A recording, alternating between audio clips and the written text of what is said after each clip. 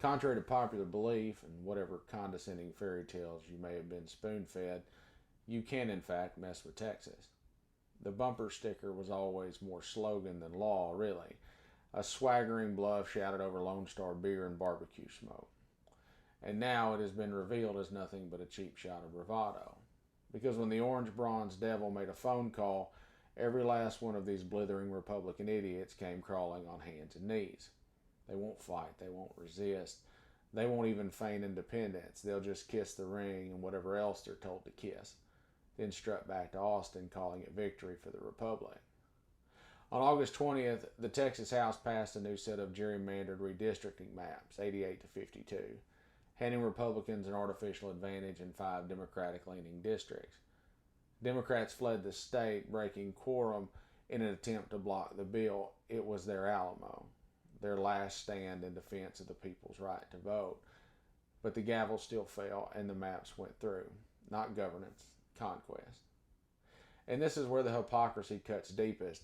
For a century, Texas sold itself as the line in the sand. Remember the Alamo. Remember Goliad. Remember the ranchers who stood against the heavy hand of Washington. This is supposed to be the state that spit in the eye of federal overreach, the state that bragged it could be its own country, the state that prided itself on independence and fire. But all of that was just theater, because when Trump wags his fingers, the mighty cowboys of Texas crawl to him like beggars. They've proved that the only thing bigger in Texas is the bullshit. And here's the question that should really haunt every Texan with a shred of pride left. How did the Don't Mess with Texas crowd become the most obedient lapdogs in America? How did the state that prided itself on standing tall become the state that kneels first and longest? Was all that talk about independence and honor just bullshit for the tourist? A carnival act for campaign ads? Because when the moment came to prove it, Texas Republicans folded like a paper sack. The Democrats who fled to break quorum may have been mocked, but history will remember them as the only ones in the room with the guts to fight. They tried to hold the line. They tried to honor the people who elected them. They tried to shout that Texas is not for sale. And though they lost, they still stood taller than the cowards who crawled. So yes, you can in fact mess with Texas. And the proof of that is that Texas Republicans are doing it for themselves, gleefully, shamelessly, and on command. They've sold the soul and legacy of Texas to a New York City con man who's never cared for the state and never will. And remember that, Texas. Remember it when you vote. Remember it when you see these puffed up men in their boots and their hats pretending to carry the soul of the place. Because they don't. They've already traded it away. They betrayed Texas. They are not cowboys. They are not rebels. They are Trump's little boys. All hat, no cattle.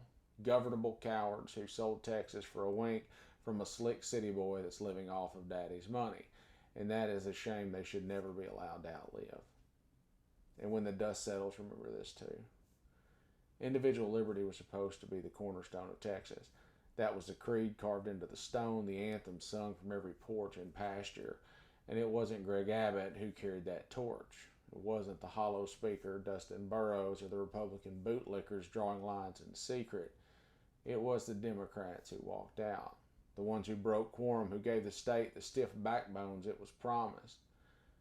That is the most Texas thing I've ever seen. Not kneeling, not cowering, not begging for scraps from a gilded table, but standing tall in the face of power and saying no.